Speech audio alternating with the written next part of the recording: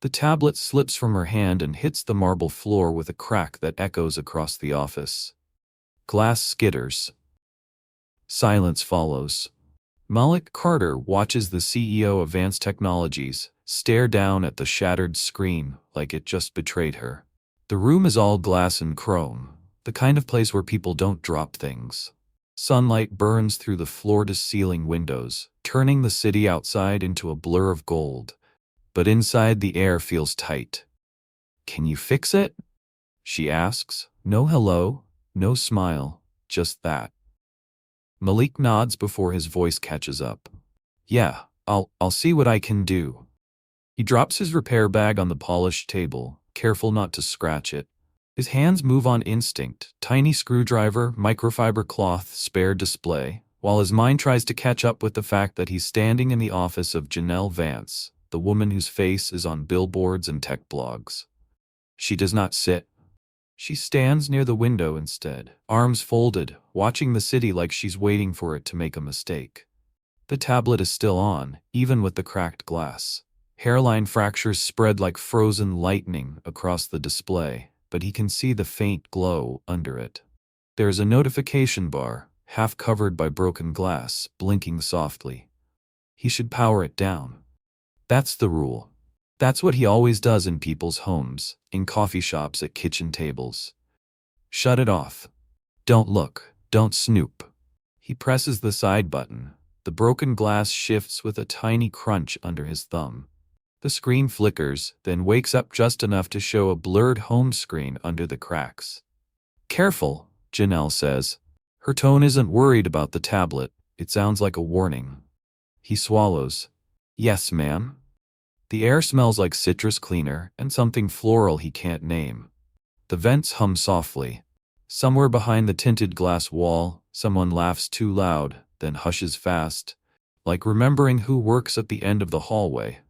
Malik focuses on the weight of the tablet, the cool metal frame pressing into his fingers. If he does this job right, he gets paid enough to cover rent and Eli's school trip.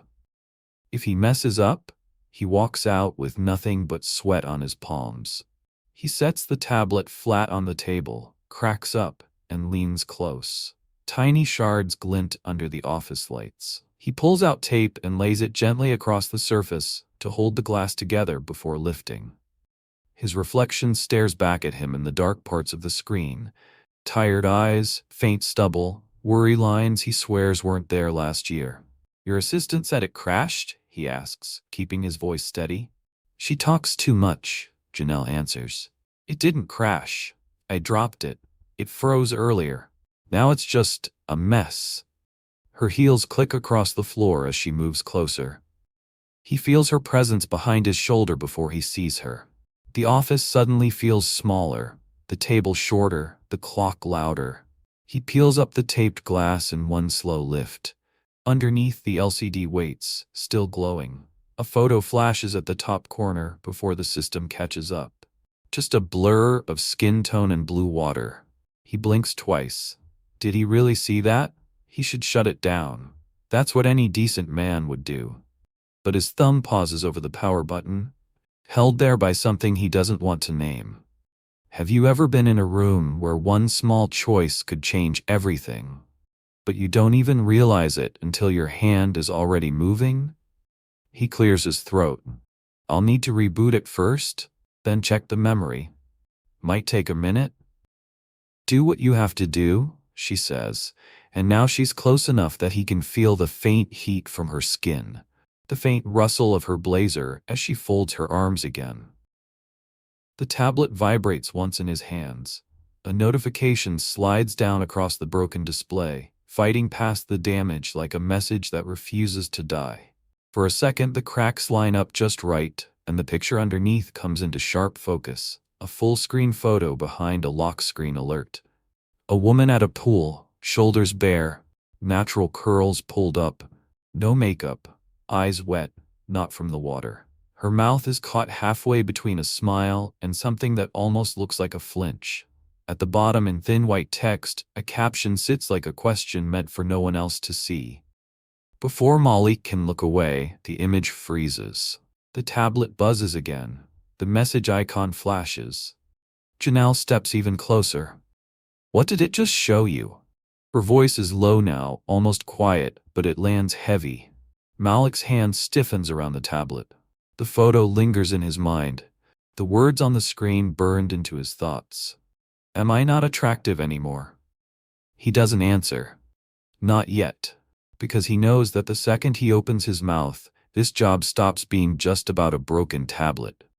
If you were in Malik's place, would you admit you saw that photo, or pretend you didn't and hope she believes you? Answer me. Janelle's words slice through the room before Malik can even form a lie.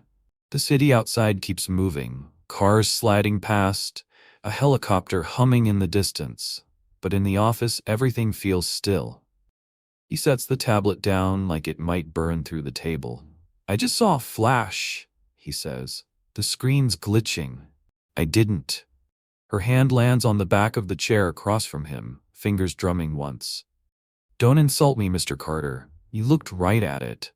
He hadn't told her his name yet. He realizes her assistant must have. Of course she knows who he is. Of course she knows everything that walks through that glass door. He wipes his palms on his jeans under the table where she can't see.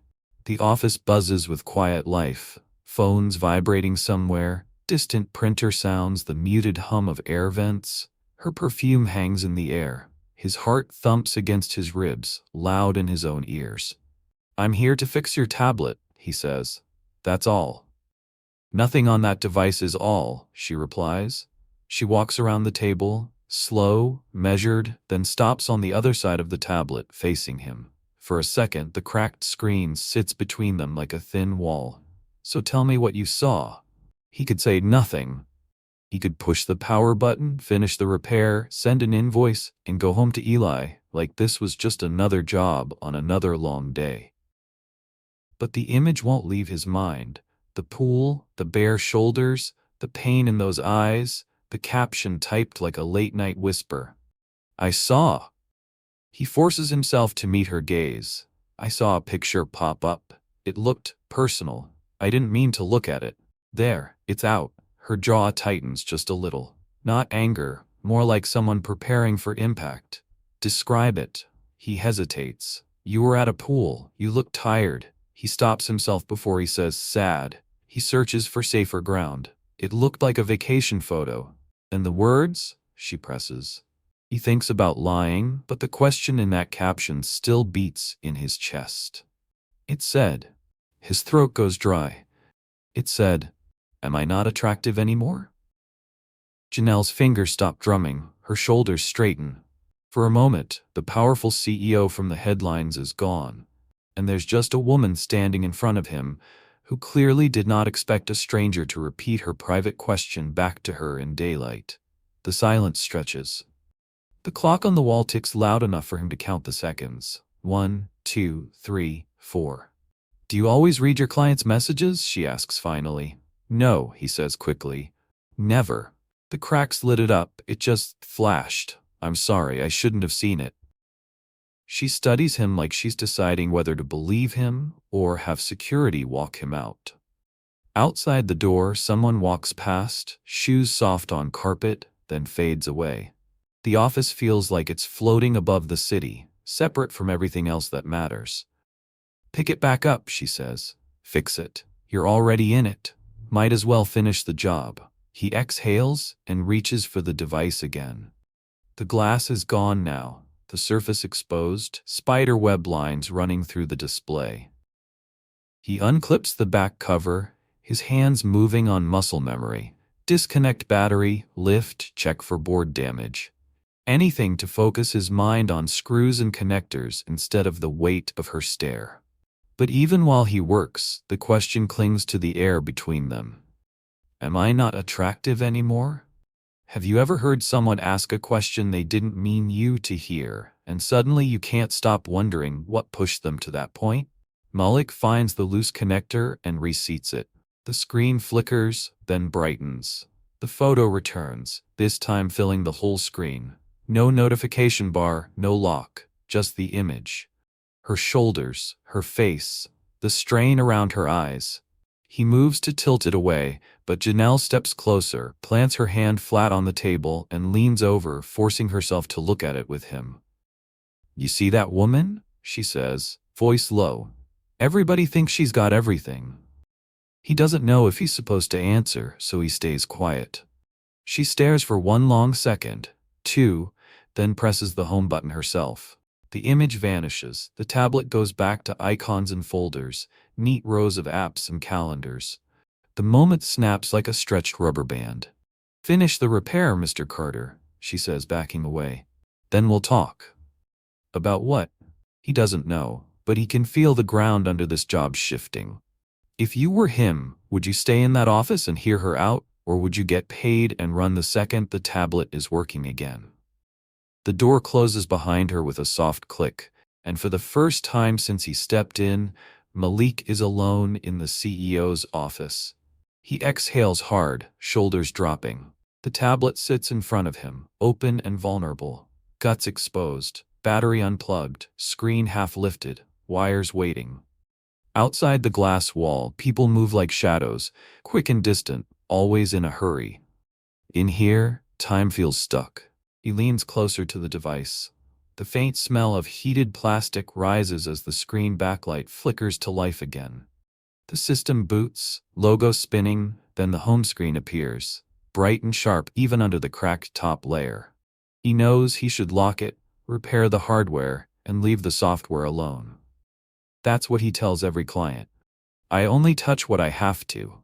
Your stuff is your stuff." But one tap from the damaged touch layer triggers a ghost input. The Photos app jumps open.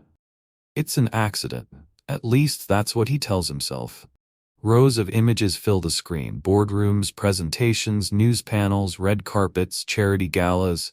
Janelle in crisp suits, shaking hands, cutting ribbons, her smile wide and controlled.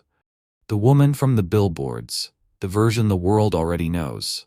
Then he scrolls without meaning to. The tablet registers the movement. The photos change. Now it's hotel rooms, empty glasses on side tables, a bed with clothes tossed across it, her bare feet on a balcony railing, blurry shots at airports, a selfie in a bathroom mirror, eyes ringed with dark circles, lipstick halfway done like she gave up halfway. He tells himself to stop. His thumb doesn't listen. The pool photo appears again, full frame. This time he can take it in slowly. She's sitting at the edge of the water, knees pulled up to her chest.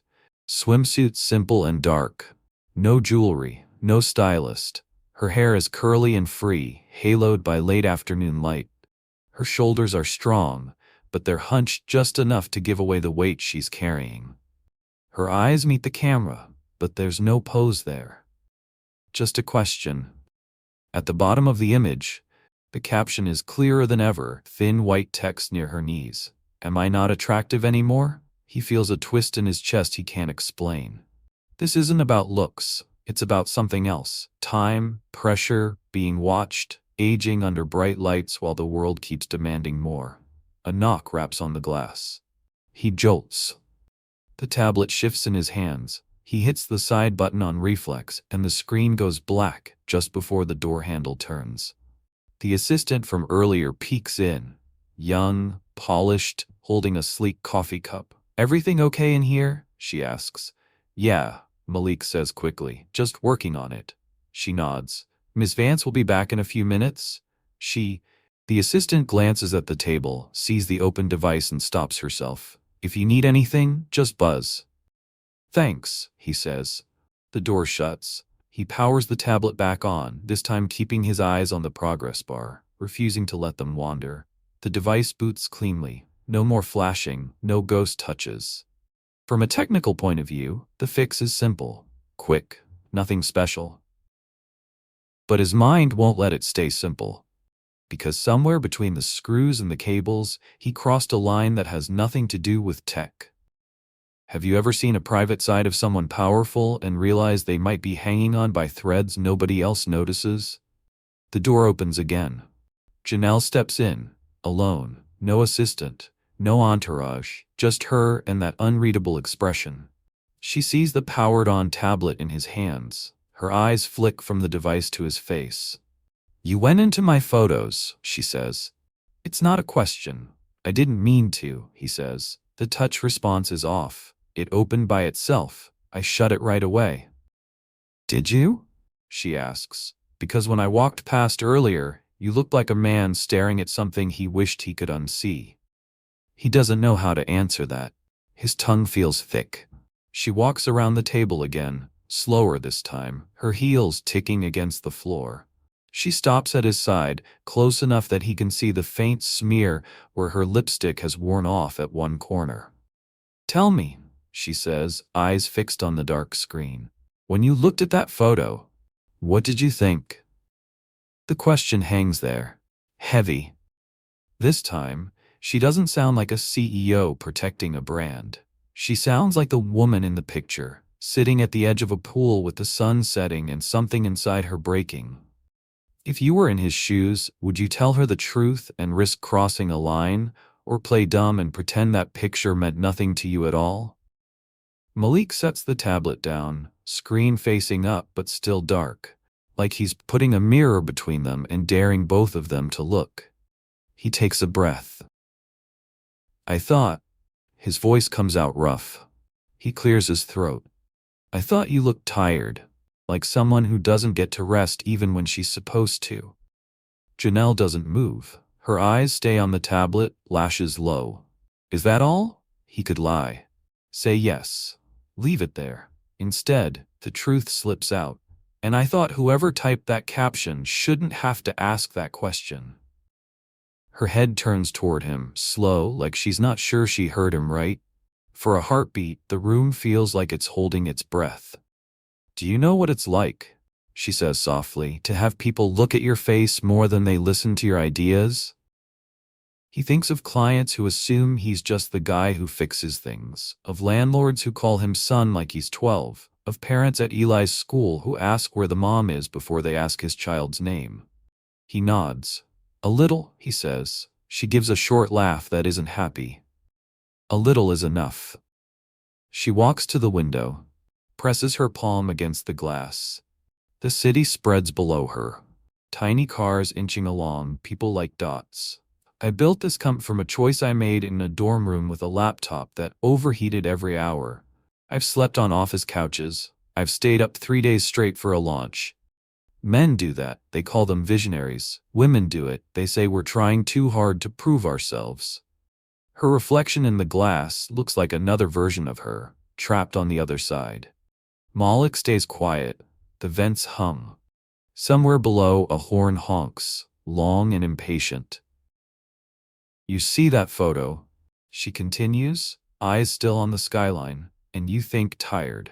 I see everything I've given up to keep this place running. Every birthday I missed. Every night I went home and couldn't remember the last time I saw my own couch in daylight. She turns back toward him. And then one morning I look in the mirror, and it hits me. The world will decide one day that I'm too much or not enough. Too old, too cold, too demanding, too soft. And all they'll remember isn't the code I wrote or the deals I closed. Just how I looked standing beside men in suits who aged without anyone noticing. There's no tremor in her voice, but her eyes shine in a way the overhead light can't explain. Is that why you wrote it? He asks quietly. Am I not attractive anymore? She flinches just a little at hearing the words out loud again. Then she nods. I was in Cabo, supposed to be taking a break. Took that picture, stared at it, and thought, if I'm not desirable anymore, do I still matter in this world I built? He shifts his weight, fingers curling around the edge of the table. He doesn't know this woman. He shouldn't be here listening to this, but he is. People depend on you, he says. Your staff, your shareholders, your users, you matter. That's the problem, Mr. Carter, she says. Everyone depends on me. No one actually sees me. She steps closer, the distance between them shrinking with every slow step. Her mascara has smudged the tiniest bit at the corner of one eye. Up close, even her breathing is audible, controlled, measured, like someone who has taught herself never to sigh too loud. Tell me something, she says. When you look at me, not the woman in the photo but me, right now, What do you see? He swallows. His mind flashes to Eli's face when he asks if Dad will be at his school performance, to rent notices, to late-night repair jobs, to how surreal it is to be in this office talking about beauty and worth with a woman who makes more in a month than he's made in the last 2 years. I see somebody who's carrying too much on her own, he says slowly. Somebody who's forgotten that she's human first and a CEO second.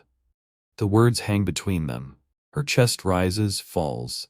For a moment, she looks less like a tech icon and more like someone who hasn't heard an honest sentence in a long time. Her voice drops lower. So answer me, Malik Carter. She says his full name like she's testing how it feels in her mouth.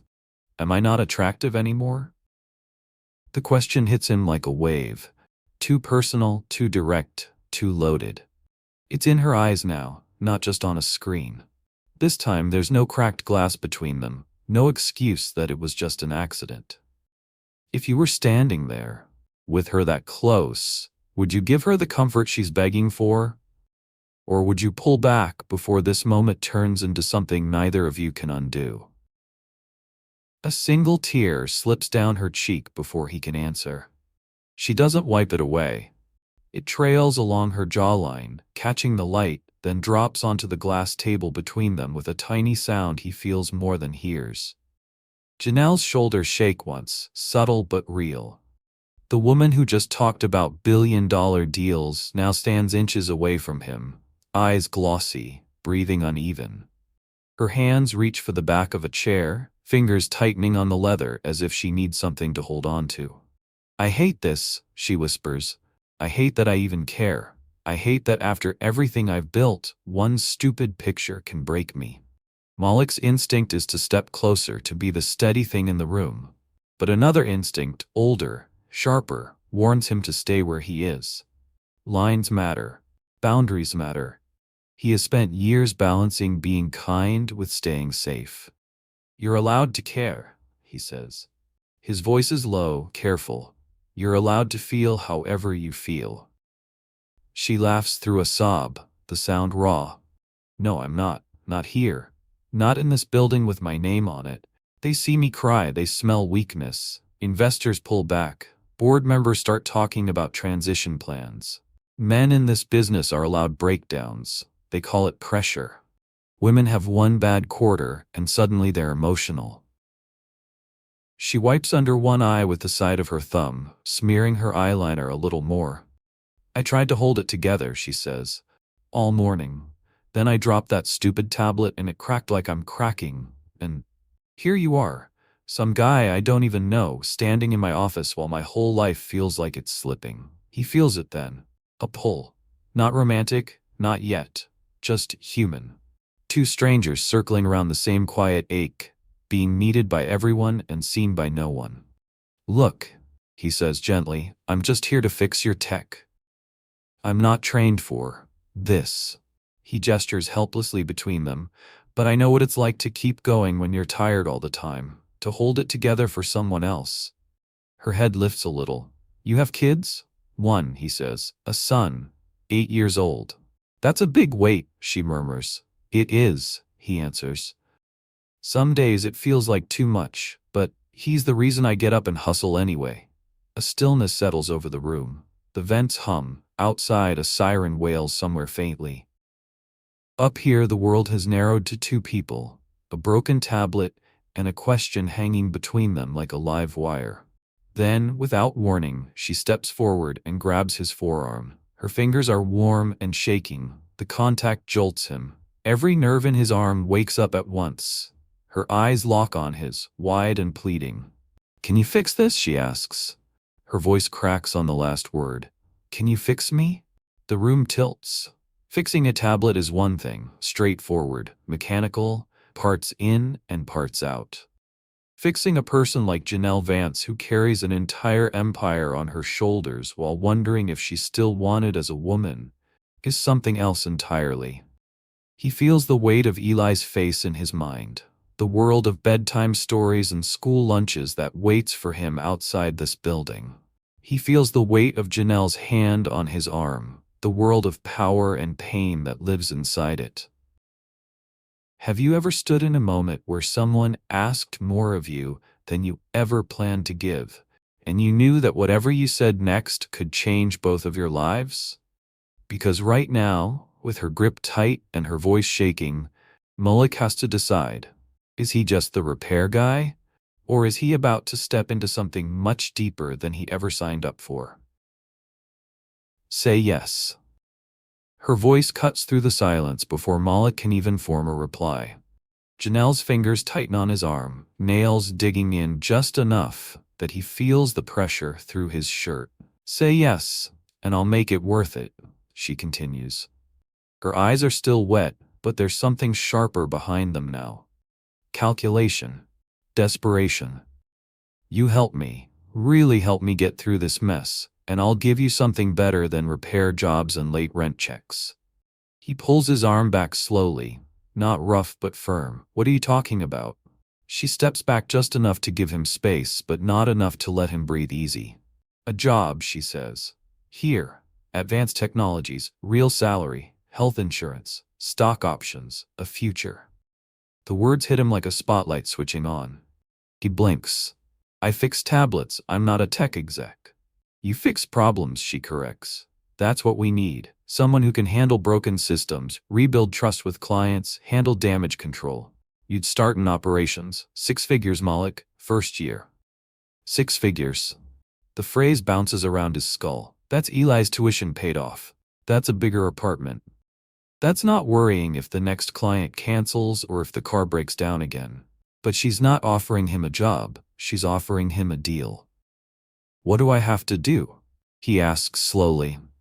She crosses her arms, shoulders back, CEO mode sliding into place even with mascara still streaked under one eye. Be there. Listen when I need to talk. Don't judge. Don't leak. Don't treat me like I'm crazy for needing someone who isn't on the payroll to smile and pretend everything's fine. So you want a therapist, he says. I want a human being, she replies. Someone who won't turn around and sell my breakdown to a tabloid or whisper in the boardroom that I'm losing it. He rubs the back of his neck. The office feels smaller now, the glass walls closing in. Outside, someone laughs in the hallway. A phone rings somewhere distant. Life keeps moving while he stands frozen between two choices. This isn't normal, he says. Nothing about my life is normal. She answers. You think I got here by playing it safe? You think I stayed here by following rules nobody else follows?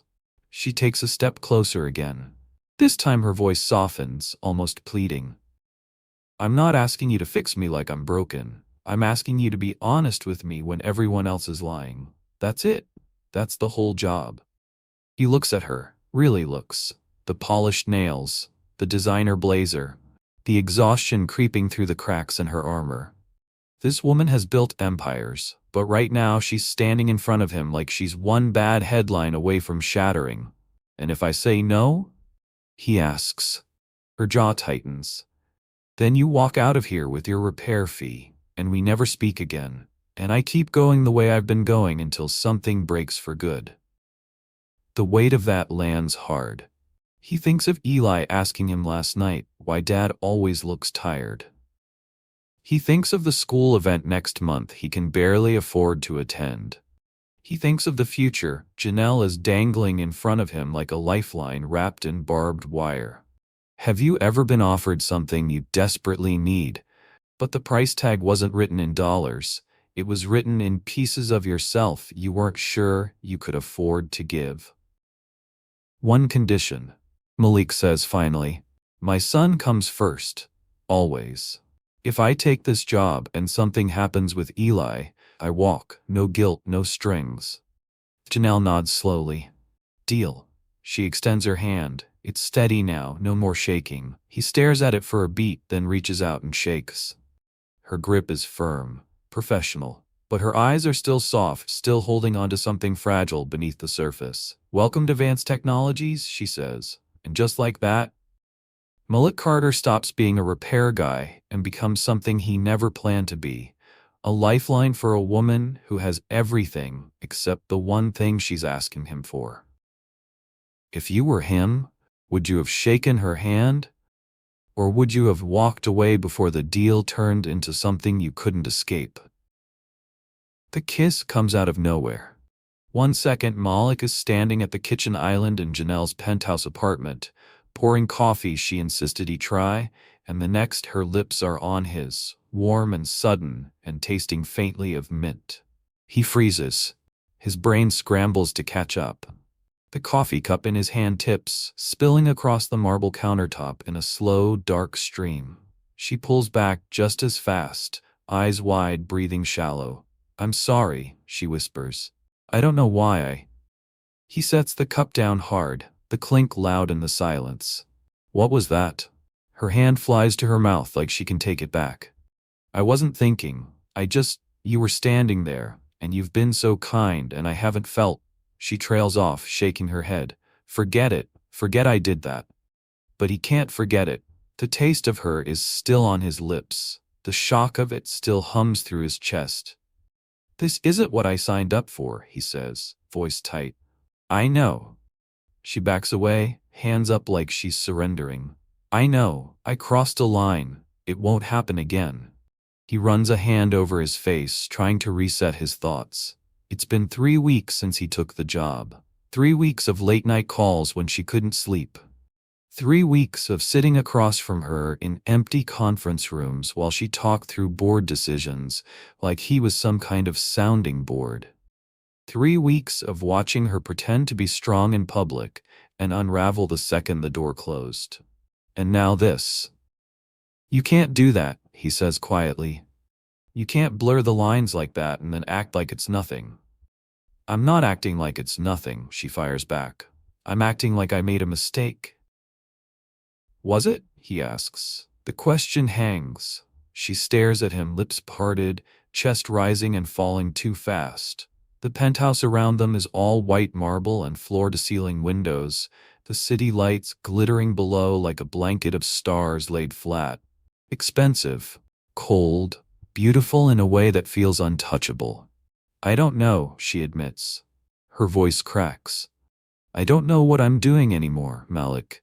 I thought hiring you would help. I thought having someone I could talk to would fix whatever's broken. But it's not fixing anything. It's just making me realize how lonely I've been." She sits down on the edge of the couch, elbows on her knees, face in her hands. Her shoulders shake. Not crying this time. Just trembling under the weight of it all. He stays where he is, coffee dripping onto the floor now, pooling at the base of the counter. His mind churns. He thinks of his apartment across town, where Eli is probably asleep with his stuffed lion tucked under one arm. He thinks of the paycheck that cleared last week, bigger than anything he's ever earned. He thinks of the promise he made to himself, family first, always. But he also thinks of Janelle, sitting alone in this penthouse night after night, surrounded by everything money can buy, and none of the things it can't. "You need real help," he says gently. "Not me. A therapist. Someone trained for this." She looks up, eyes red-rimmed. "I've tried that. 3 different ones. They all say the same things. Take a break, set boundaries, practice self-care. Like any of that changes the fact that the second I slow down, someone else takes my spot." "So what do you want from me?" he asks. She stands, wiping her face with the back of her hand. "I want you to tell me I'm not crazy. I want you to tell me that it's okay to be scared, even when you're supposed to have all the answers. I want you to look at me and not see a CEO or a brand or a problem to solve. I just want..." Her voice drops to a whisper. "I just want to feel like I matter to someone who isn't being paid to care." The words cut deep, because he knows what she means. He's been there, standing in a room full of people and feeling completely invisible, but this isn't his weight to carry. Not like this. "I care," he says carefully, "but not the way you're asking me to." Her face crumples, not anger, just hurt. Pure, raw hurt. "Then why did you stay?" she asks. "Why didn't you quit 3 weeks ago when you realized what this was?" He doesn't have a good answer. The money, sure. The opportunity, yeah. But somewhere along the way, something shifted. He started looking forward to her calls. He started worrying when she sounded too quiet. He started wondering if maybe, just maybe, helping her was helping him remember what it felt like to be needed for more than just fixing broken screens. Have you ever gotten so tangled up in someone else's pain that you forgot where your responsibility ends and theirs begins?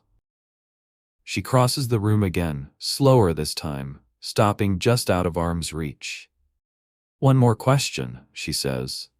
And I need you to be honest. He nods. If I wasn't your boss, if we met some other way, would you have kissed me back?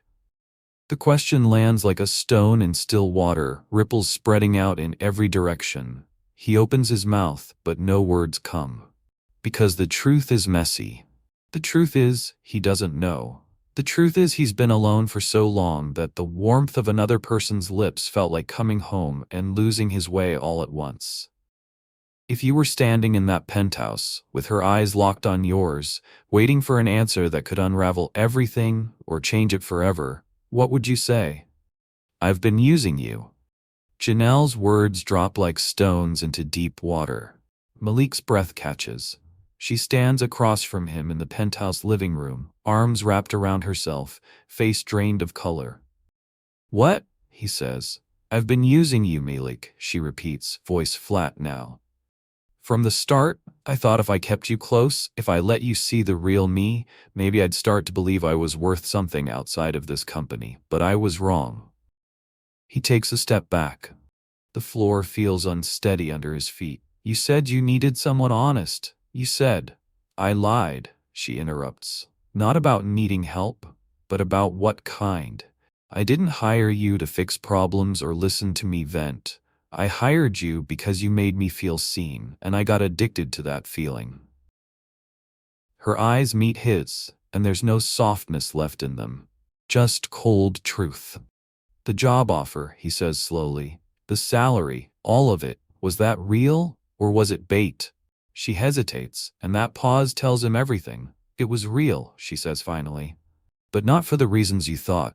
I needed someone outside the company I could control. Someone I could lean on without risking my reputation.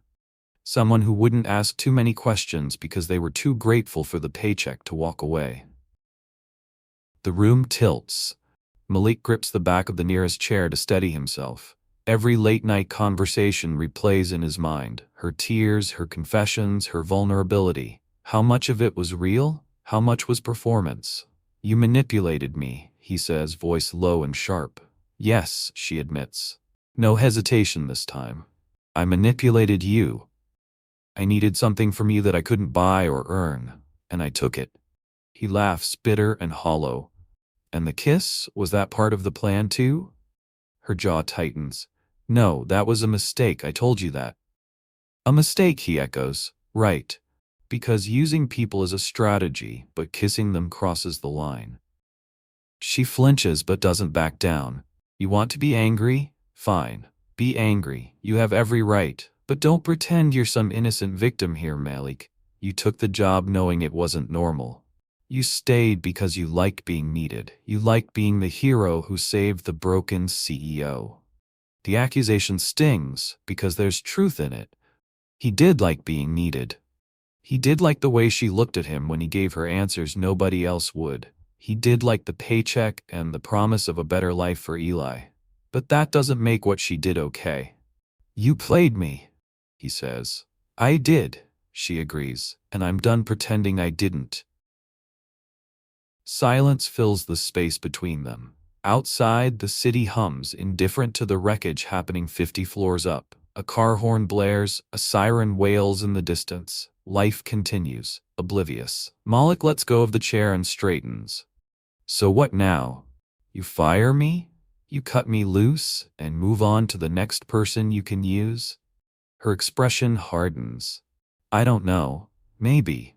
Or maybe you walk out on your own and save us both the paperwork. He stares at her, searching for any trace of the woman who cried on his shoulder 3 weeks ago, who asked if she was still attractive, who grabbed his arm and begged him to fix her. But that woman is gone. Or maybe she was never real. You really think you can fix yourself by breaking other people? He asks quietly. For the first time since the conversation started, her composure cracks. Her eyes glisten. Her lips press into a thin line. "I don't know how to fix myself at all," she whispers. "That's the problem." She turns away, facing the windows, shoulders tight. "I thought you could teach me. I thought if someone like you, someone good, someone steady, could see value in me, then maybe I'd start to see it too. But all I did was drag you into my mess." Malik's anger wavers, not gone but blunted by the edge of something that sounds like genuine regret. "So this whole thing," he says, "the job, the talks, the late nights, it was all about you trying to feel better about yourself by keeping me around?" She nods without turning. "Yes." He exhales hard, running both hands over his face. His thoughts tangle. Part of him wants to storm out and never look back. Part of him wants to shake her and make her see how twisted this whole setup was. And a smaller, quieter part of him wants to understand why someone with so much power feels so powerless. Have you ever realized that the person you thought needed saving was actually the one pulling you under, and you didn't notice until you were already drowning? "I'm done," he says finally.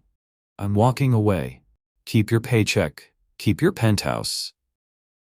Keep whatever game you're playing with the next person."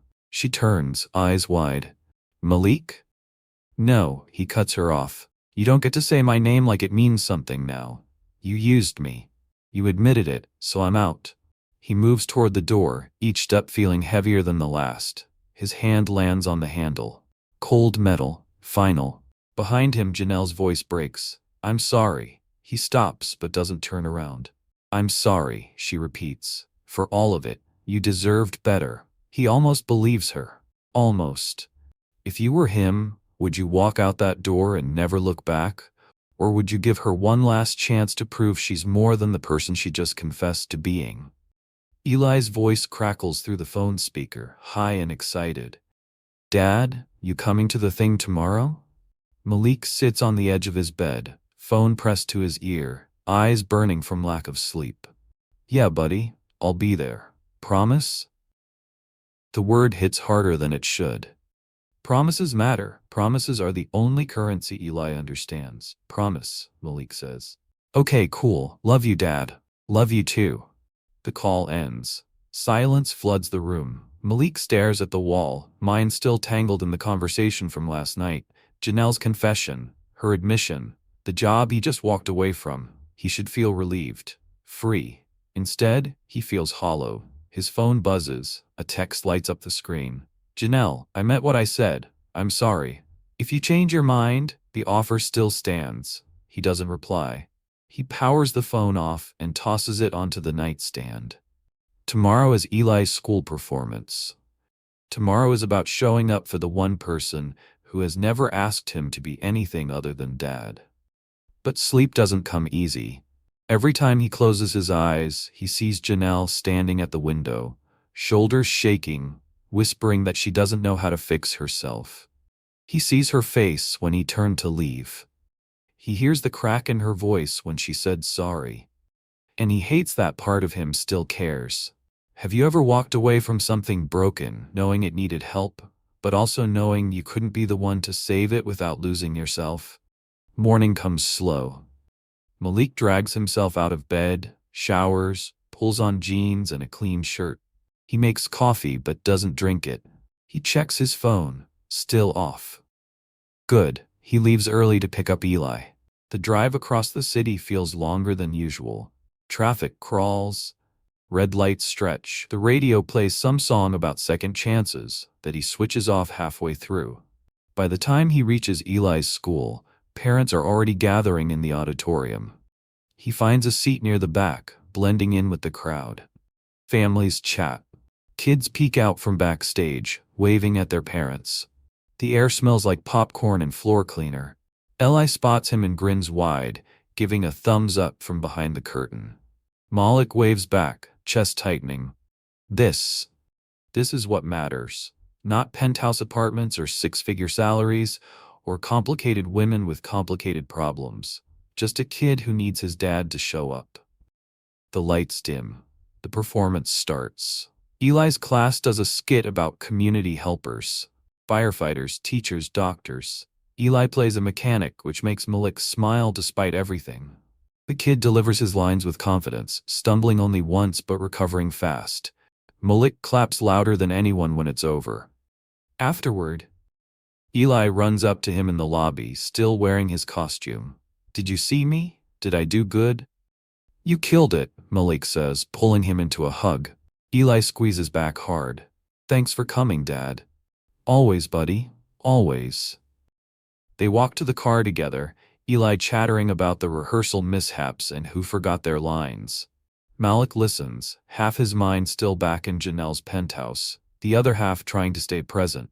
But as they drive home, something shifts. The weight that's been sitting on his chest for weeks starts to lift just a little. Because whatever mess he walked into with Janelle, whatever mistakes he made, he didn't lose the one thing he can't afford to lose. He didn't lose Eli. That night, after Eli falls asleep, Malik powers his phone back on. Messages flood in. Missed calls from Janelle, 3 texts, 1 voicemail. He doesn't listen to it. He doesn't read the texts. Instead, he deletes her contact. Not out of anger, not out of bitterness, just out of necessity. Because if he keeps that door open, he knows he'll walk back through it eventually. And he can't afford to do that. Family first, always. If you had to choose between helping someone who desperately needed you and protecting the family that depends on you, which one would you pick, and how would you live with the choice? 3 months later, Malik is back to fixing tablets and laptops in coffee shops and home offices. The money is tighter, the hours are longer, but the weight is lighter. Eli's doing well in school. They moved into a slightly better place, nothing fancy, but the heater works and the neighbors are quiet.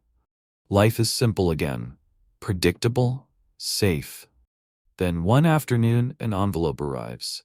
No return address, just his name in clean, typed letters. Inside is a handwritten note on expensive stationery. "Malik, I don't expect you to forgive me. I don't expect you to respond. But I wanted you to know that walking away from you was the hardest thing I've done in years.